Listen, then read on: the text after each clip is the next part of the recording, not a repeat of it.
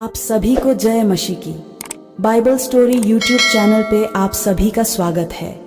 आज हम सुनने जा रहे हैं यूसुफ के भाइयों की नफरत। दरअसल उनका पिता याकूब यूसुफ से सबसे ज्यादा प्यार करता था, इसलिए उसने यूसुफ को एक सुंदर सा लंबा कुर्ता बनवा कर दिया। यह देखकर उसके बड़े भाई उससे जलने लगे और उससे नफरत करने लगे। मगर यूसुफ से नफरत करने की उनके पास एक और वजह थी। यूसुफ ने दो सपने देखे थे। उन दोनों सपनों में यूसुफ ने देखा कि उसके भाई उसे झुककर सलाम कर रहे हैं।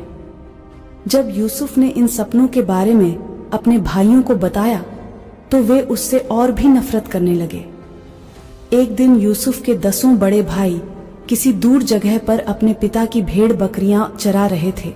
तब याकूब ने यूसुफ से कहा कि अपने भाइयों के पास जाओ और देखो कि सब कुछ ठीक ठाक है कि नहीं। यूसुफ झट से चल दिया। वह अपने भाइयों के पास पहुंचा भी नहीं था कि उन्होंने उसे दूर से आते देख लिया। तब उनमें से कुछ कहने लगे, चलो आज उसे खत्म ही कर देते हैं। लेकिन उनके बड़े भाई रूबेन ने कहा, नहीं नहीं, ऐसा कुछ मत करना। इसलिए उन्होंने यूसुफ को मारा नहीं, बल्कि उसे पकड़कर एक गहरे गड्ढे में डाल दिया। फिर वे बैठकर सोचने लगे कि यूसुफ के साथ क्या किया जाए। उसी वक्त उन्होंने कुछ इश्माएली लोगों को वहां से जाते देखा। इस पर यहूदा ने अपने भाइयों से कहा, क्यों न हम इसे इश्माएलियों के हाथों बेच दें। इस बात पर सब राजी हो गए और उन्होंने यूसुफ को चांदी के 20 सिक्कों में बेच दिया। कितने मतलबी थे वे। उन्हें अपने भाई पर जरा भी तरस नहीं आया। लेकिन अब वे जाकर अपने पिता याकूब से क्या कहते। उन्होंने एक बकरा मारा और उसके खून से यूसुफ का पूरा कुर्ता रंग दिया। फिर वही कुर्ता लेकर वे अपने पिता के पास आए और कहने लगे, हमें यह कुर्ता मिला है, देखिए कहीं यह यूसुफ का तो नहीं। याकूब ने देखते ही अपने बेटे का कुर्ता पहचान लिया। वह रोते हुए कहने लगा, जरूर किसी जंगली जानवर ने यूसुफ को मार डाला होगा। यूसुफ के भाई तो चाहते ही थे कि उनका पिता ऐसा सोचे। यूसुफ की मौत से याकूब का दिल टूट गया और वह कई दिनों तक यूसुफ की याद में आंसू बहाता रहा।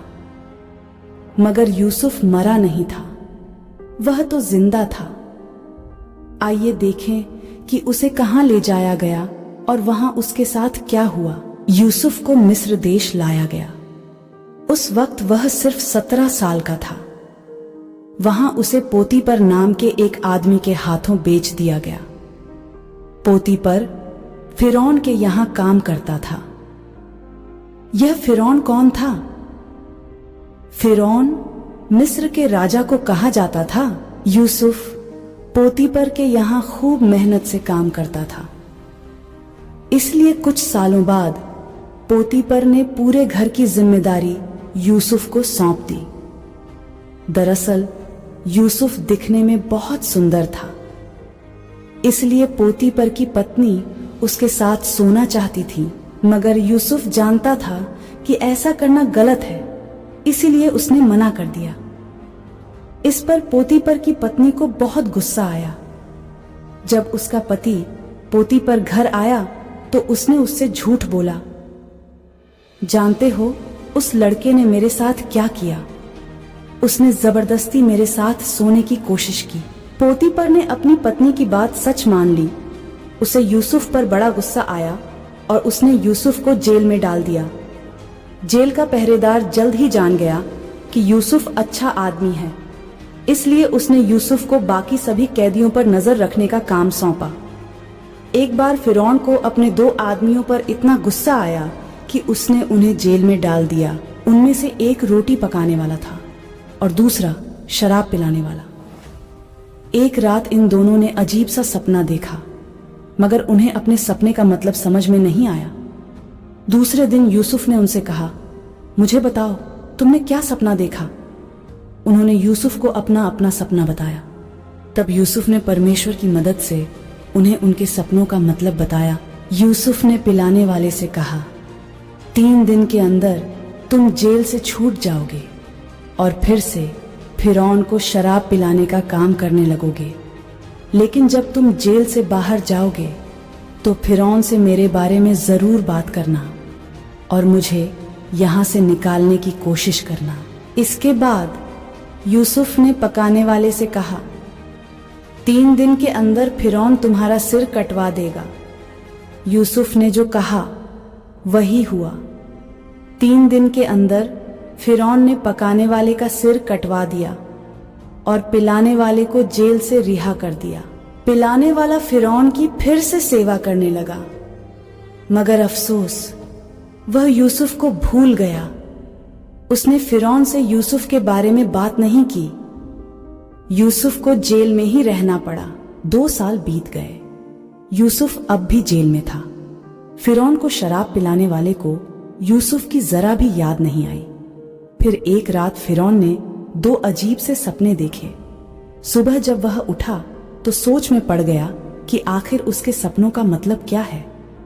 उसने अपने बुद्धिमान आदमियों को बुलाकर अपने सपनों का मतलब पूछा, मगर वे भी फिरौन को कुछ नहीं बता पाए।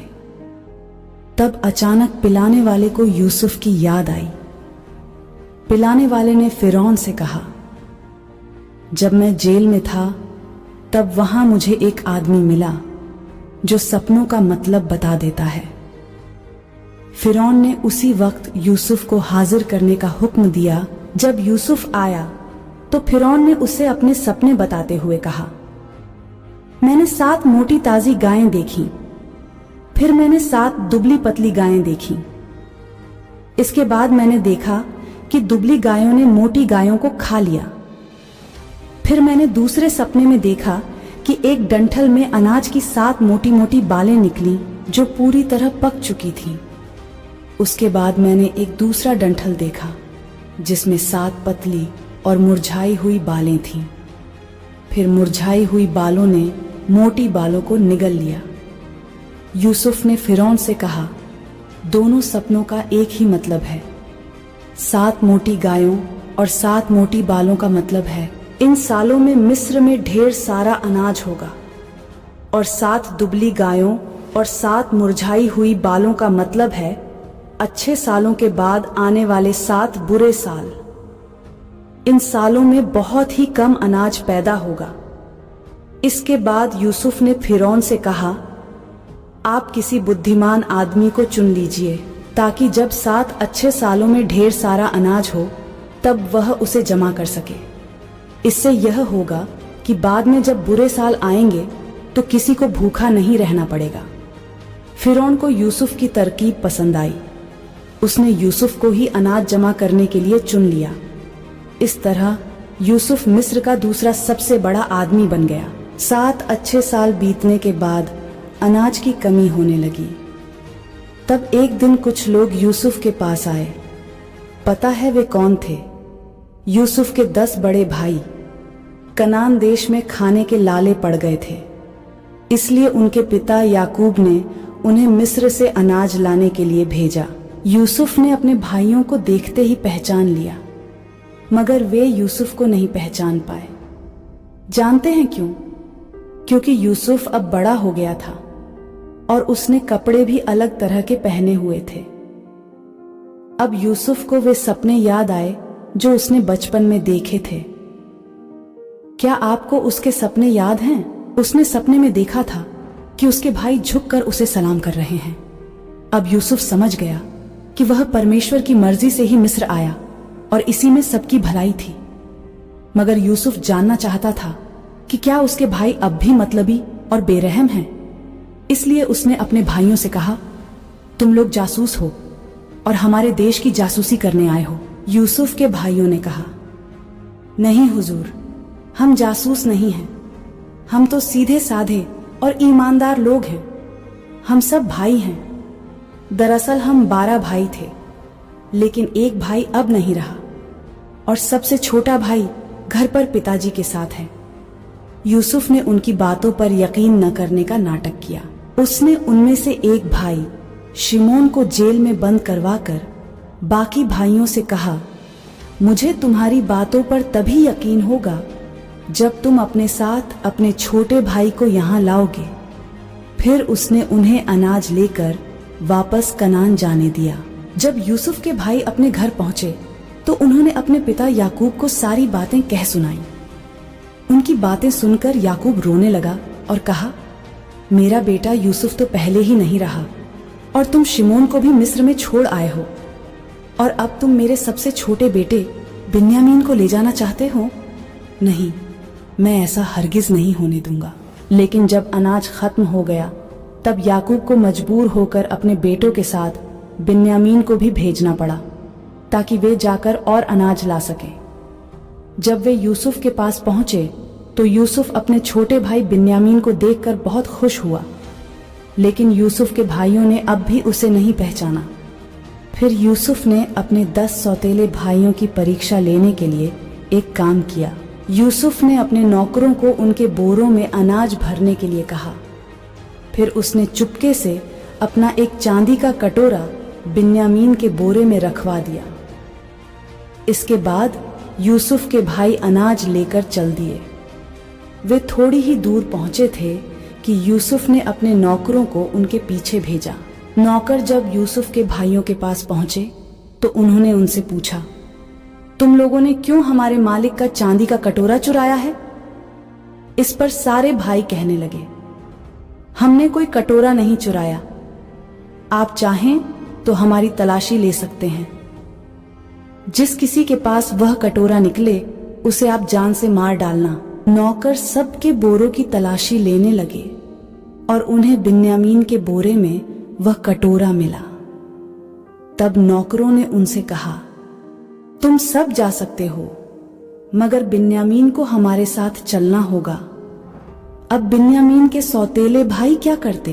बिन्यामीन को छोड़कर जाने के बजाय वे सब उसके साथ यूसुफ के घर गए।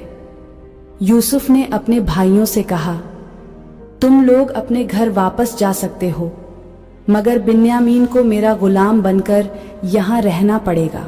यूसुफ की बात सुनकर यहूदा ने कहा, अगर मैं इसीलिए बिना घर गया तो मेरे पिता की जान चली जाएगी, क्योंकि वे इससे बहुत प्यार करते हैं। इसलिए आप इसके बदले मुझे अपना गुलाम बना लीजिए, लेकिन रहम करके मेरे छोटे भाई को जाने दीजिए। इससे यूसुफ जान गया कि उसके भाई बदल गए हैं।